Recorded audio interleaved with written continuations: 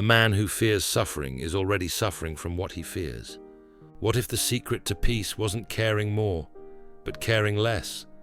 Not in the way of apathy or numbness, but in the quiet, fearless way of someone who has nothing to prove and no one to impress. Someone who has made peace with being imperfect, vulnerable, and misunderstood. Michel de Montaigne, the 16th century French philosopher and essayist, didn't live in an age of social media or corporate rat races, but he did live in a world full of pretension, dogma, and pressure to conform.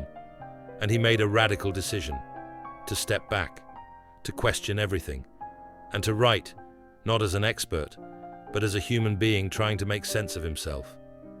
Today, we explore how Montaigne teaches us the subtle art of caring less, about appearances, about rigid identities, about being right, and how, in doing so, we can live more freely, more honestly, and more joyfully. Montaigne observed that most of our suffering doesn't come from the world. It comes from within, from our endless judgments of ourselves, from trying to live up to some imagined standard of perfection, from the fear of what others will think. He wrote his essays not as final answers, but as experiments, as attempts to understand the strange animal that is man. And what he found again and again was that much of our unhappiness stems from self-imprisonment, our obsession with control, image, and success.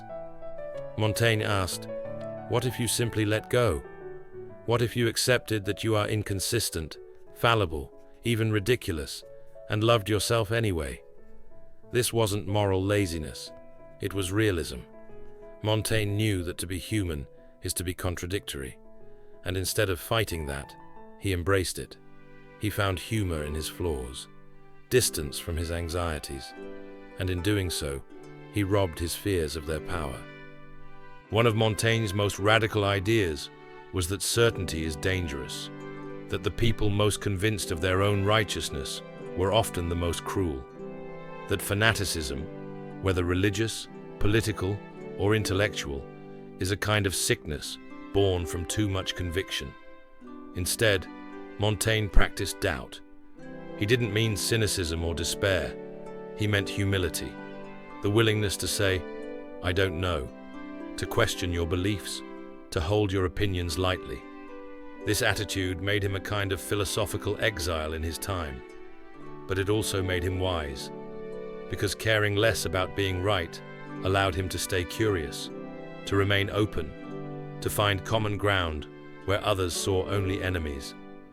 In a world of moral grandstanding and constant outrage, Montaigne's calm skepticism feels like a balm. He teaches us that it's okay not to have all the answers. That doubt can be a form of wisdom, and that being unsure doesn't make you weak, it makes you human. Montaigne didn't want to be admired, he wanted to be real, and for him, that meant embracing imperfection. He spoke openly about his weaknesses, his laziness, his fears, his bodily discomforts. He wrote about them not with shame, but with honesty, and in doing so, he gave permission for others to be human too. In his world, just like ours, there was immense pressure to appear dignified, consistent, respectable. But Montaigne saw this as a trap, a false ideal that alienated us from ourselves. So instead of striving for perfection, he cultivated authenticity. He laughed at himself. He told the truth. And through that truth, he found a kind of peace. Caring less, for Montaigne, wasn't a lack of moral responsibility. It was a refusal to perform, a choice to live privately, inwardly, attentively. It was the courage to say, "I am enough, even as I am." Montaigne's tower, where he spent much of his time writing, was not just a retreat from politics or war. It was a symbol of inwardness, of living for oneself. Today, we live under constant surveillance, whether through social media or social pressure. There's a never-ending audience, and with it, a need to be perceived in a certain way. Montaigne didn't have these technologies, but he understood the danger of living for appearances. His solution was radical for any era: to live without an audience, to do things not for praise, not for reputation, but for their own sake, to read, to think, to walk, to write, not to impress, but to understand. He reminds us that the most meaningful parts of life often happen away from the spotlight, that our value is not measured by others' applause, and that peace comes when you no longer need to perform. Montaigne's way of life was a quiet revolution. Less drama, less pretending, less pressure, more thought, more honesty, more being. He didn't preach or command. He offered reflections, stories, contradictions.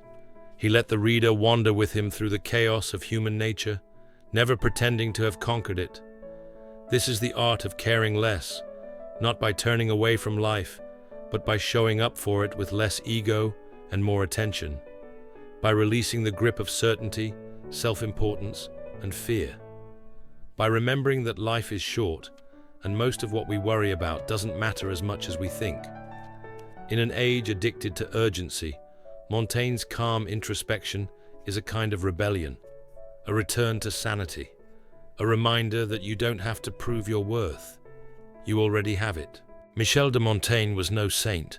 He was contradictory, moody, anxious, at times vain, but he was also deeply honest about all of it. And maybe that's the point. To care less doesn't mean caring about nothing. It means caring better, caring more selectively, living with less noise and more clarity, with fewer masks and more grace.